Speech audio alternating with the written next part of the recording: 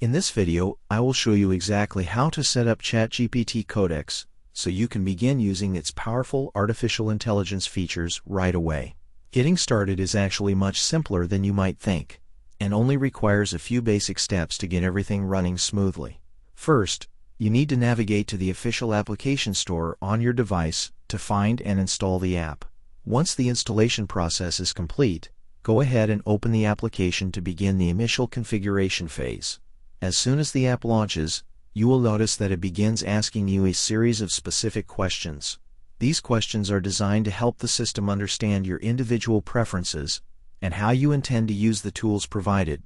It is important to answer these questions as accurately as possible because your responses will directly influence the quality of the results you receive later on. You should take your time as you move through each prompt to ensure the AI is tailored specifically to your needs.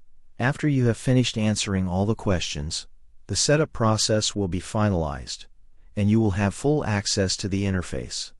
You can then begin exploring various features and commands to see just how much this tool can enhance your daily productivity and creative projects.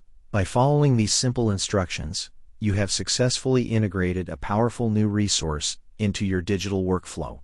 Thank you so much for watching this guide.